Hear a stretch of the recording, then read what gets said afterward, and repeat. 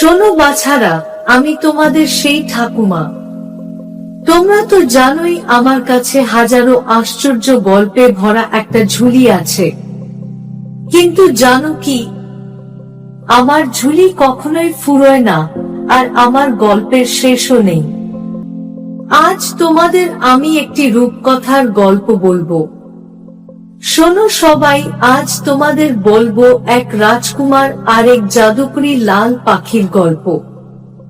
কিন্তু শুধু রাজকুমার আর পাখির কথা নয়, এই গল্পে আছে এক রহস্যময় রাত, এক ভয়ঙ্কর জাদুকর।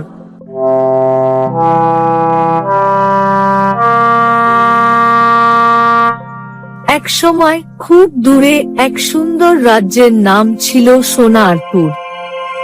সোনারপুরে রাজা রানী থাকতেন, আর তাদের একমাত্র ছেলে ছিল রাজকুমার রাজু। রাজু খুবই সাহসী আর ভালো ছেলে। সে সবাইকে সাহায্য করত, আর গাছ, পাখি, পশু সবাইকে ভালোবাসত। একদিন সকাল বেলায় রাজু বাগানে বেড়াতে গেল। সেখানে সে দেখল এক লাল রঙের পাখি গাছের ডালে বসে গান গাইছে। পাখিটা দেখতে খুব সুন্দর, আর তার গানের আওয়াজে ফুলেরা যেন হাসছিল। রাজু পাখিটাকে খুব ভালোবাসলো। সে প্রতিদিন পাখিটাকে খাবার দিত, আর পাখিটাও রাজুকে খুব ভালোবাসতো। কিন্তু একদিন আকাশে কালো মেঘ আসলো। হঠাৎ এক দুষ্ট জাদুকর এসে পাখিটাকে ধরে নিয়ে চলে গেল। রাজু দেখল পাখিটা কাঁদছে, কিন্তু সে কিছুই করতে পারল না। রাজু খুবই কষ্ট পেল। সে ঠিক করলো, সে যেখানেই যাক পাখিটাকে উদ্ধার করবেই।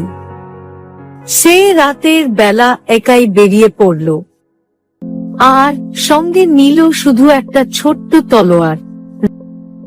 রাজু পাহাড়, পর্বত, গভীর জঙ্গল আর কত বড় বড় নদী পার হলো।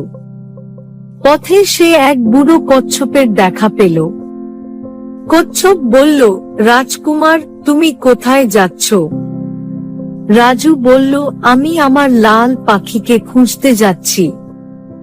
এক দুষ্ট জাদুকর তাকে ধরে নিয়ে গেছে। কচ্ছপ বলল, তোমার সাহস খুব ভালো, কিন্তু জাদুকরের গুহায় যেতে হলে তোমাকে 3টি পরীক্ষায় পাশ করতে হবে। রাজু বলল, আমার লাল পাখিকে উদ্ধার করার জন্য আমি যে কোনো পরীক্ষা দেব। প্রথম পরীক্ষায় রাজুকে একটা গভীর নদী পার হতে হবে। নদীতে ছিল এক দুষ্টু মাছ। মাছ বলল, আমাকে একটা মজার গল্প বলো, না হলে তোমাকে নদী পার হতে দেব না।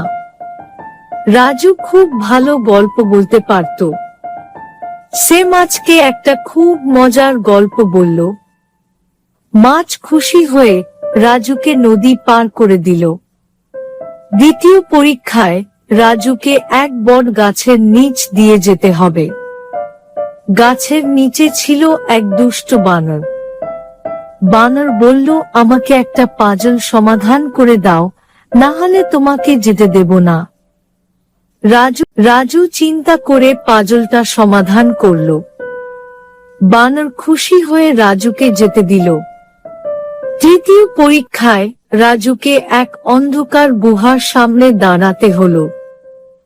গুহার সামনে ছিল এক দরজা। দরজার সামনে লেখা ছিল, কেবলমাত্র সাহসী আর বুদ্ধিমানই এই দরজা পার হতে পারবে।